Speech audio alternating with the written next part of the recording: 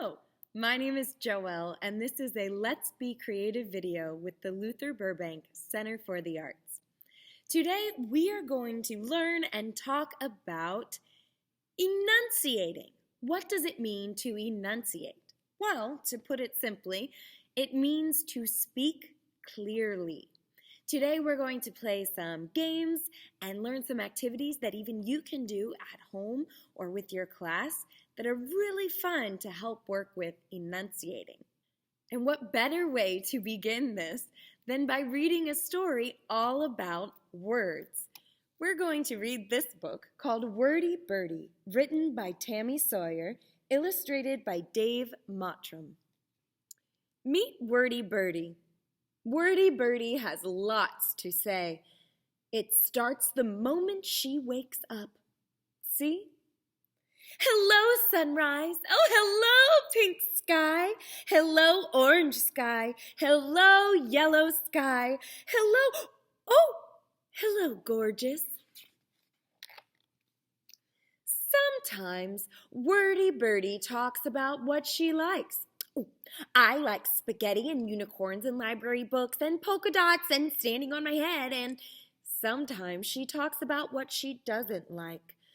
I don't like tall grass or turtlenecks or long lines or tuna salad or losing my balloon, or sometimes she just asks questions. Why do zebras have stripes?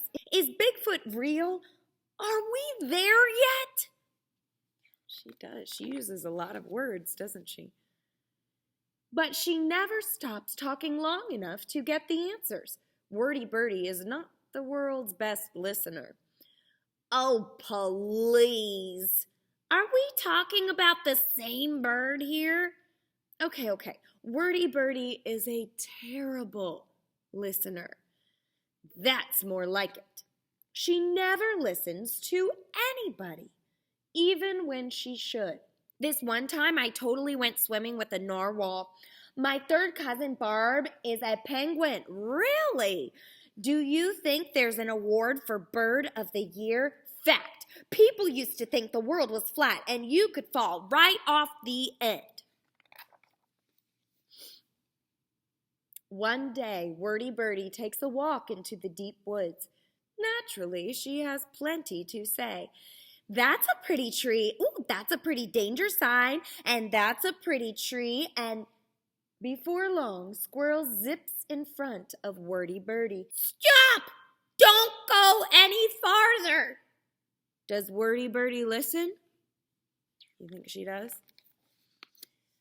She does not. Oh, a pine cone! Oh, a sign! Oh, a rock! Oh, a leaf! Soon, Rabbit dashes onto the scene. Go back while you still can! Does Wordy Birdie listen? She does not.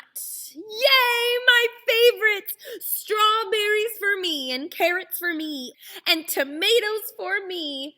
Then Raccoon gives a piece of advice. Run for your life! Does Wordy Birdie listen? What do you think? Whoa! It's getting darker and darker and darker and darker, and looky there! White circles and triangles. I love white circles and triangles and roar, roar, roar, roar! Oh. Do Squirrel, Rabbit, and Raccoon just leave Wordy Birdie there? We do not! Come on, follow us! This way! And Wordy Birdie? She listens. Hooray! That was almost unbearable. We made it. Then Wordy Birdie says thank you the best way she knows how. I love you guys like I really, really, really love you. Seriously, I love you more than spaghetti and unicorns. And Wordy Birdie still likes to talk a lot. See? Good night, sunset. Good night, orange sky. Good night, purple. Oh, good night, you. Remember when we totally saved you from that bear? We were brave and amazing, and oh, that was so cool. And she likes to listen, too. Now that's what I call a good story. I'm going to read it again and again and again and again, and then she'll read it approximately 523 more times. This is true. Yep. The end. So in that story, we saw that Wordy Birdie loved to talk. She loved to tell her friends all sorts of things, and maybe you are the same way. But in theater, when we speak, especially when we are on stage, we need to make sure that we enunciate, we speak clearly, so that all of the audience, our friends, can understand what we are saying. First, let's start with some tongue twisters. Ooh, let's warm our mouth. Wah, wah, wah. It's very important to stretch our faces before we do acting. Let's try some tongue twisters. Try to repeat after me. Around the rugged rocks, the ragged rascal ran. Around the rugged rocks, the rugged rascal ran. Did you try it? This one reminds me of one of my favorite movies called Singin' in the Rain. Now that you've done that one, try to say it a little bit faster. Around the rugged rocks, the rugged rascal ran. It's a little difficult, but you can do it. Here's another one to try. Can I cook a proper cup of coffee in a copper coffee pot? Whew! That one was difficult. Let's try it again. Can I cook a proper cup of coffee in a coffee copper pot? Let's try it again. Can I cook a proper cup of coffee in a copper coffee pot? Can I cook a proper cup of coffee in a copper coffee pot? That one was really hard. One more. 8 gray geese in a green field grazing. 8 gray geese in a green field grazing. 8 gray geese in a green field grazing. Wow, friends! It is a little challenging, but you can definitely do challenging things. So, how do we make sure that we enunciate? Well, let's try to not enunciate. Let's just kind of mumble something. Can you think of a silly sentence? I'm going to think of one too. Let's do the sentence first, and then you try yours at home for sure. Let's try the silly sentence. I have an iguana in my backpack. Can we try that without enunciating? We're not going to move our lips. We're just going to kind of mumble our way through. I have an iguana in my backpack. I have an iguana in my backpack. Do you notice that I even get quieter when I don't enunciate, when I don't move my lips to speak clearly? I have an iguana in my backpack. I could get louder.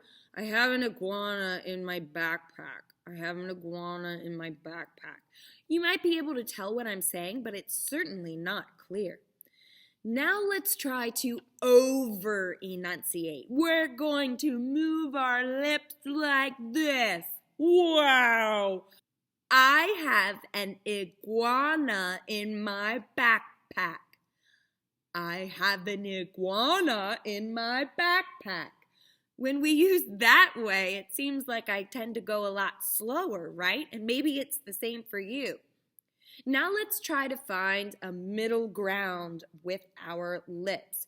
We're not moving them. We're not moving them like this, but we are speaking naturally, moving them, but just right in the middle. Let's try it.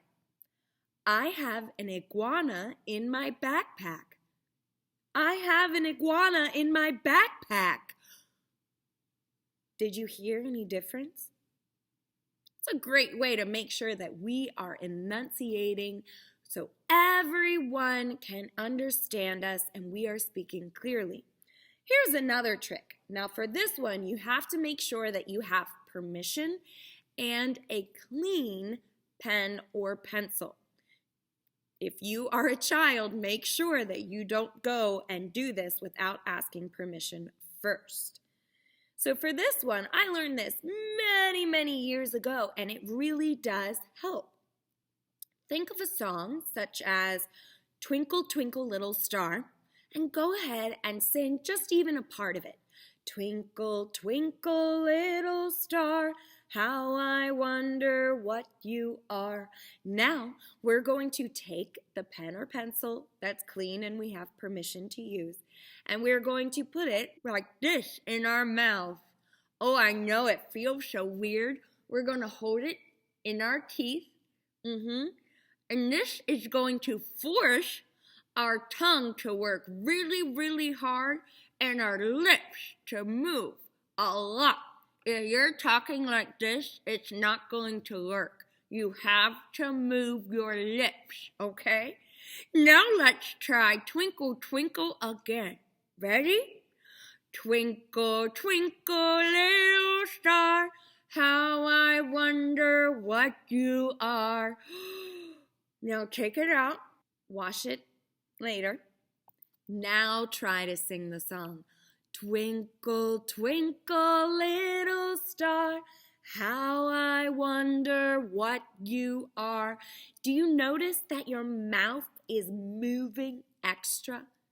Do you notice? It almost feels like I exercised my jaw and my mouth. And that exercise in itself really helps us to speak clearly. Here's another fun one. Have you ever thought of some super fun words to say? I have a couple here. I'm going to read them to you. What about bizarre? Ooh, strange, that bizarre. That's an interesting word to say. It's fun. Bizarre. What about bumblebee? Bumblebee. That kind of makes my lips vibrate a little bit. Bumblebee. How about picturesque? Ooh, it's lovely. Picturesque. Now, try to make a sentence or even a story out of those three. I saw a bizarre-looking bumblebee in the picturesque field of flowers. Now here's a challenge. Go ahead and ask a friend or a classmate or someone in your household to have a conversation with you. Make it fun and put a bunch of super fun words to enunciate in a hat or a bag or somewhere, and then pull them out and use them in your conversation. Take it up a notch and maybe record yourselves on a recorder or a phone or an iPad or a computer or something like that. Record yourselves and then play it back and listen to what you sound like. See how clearly you can understand your own words or those you are speaking to. But it's a lot of fun if you take some super silly or fun words to say, like spatula or pickle. I think those are really fun words to say. Put those in a sentence and just talk to someone. I stirred my jar of pickles with my handy dandy spatula. There's all sorts of ways to practice enunciating, to speak clearly. So I wish you all the best, and I hope that you had fun listening to a story today about Wordy Birdie and all of the words that she likes to say. And maybe you can try some of these exercises and activities where you are. I hope you enjoy them.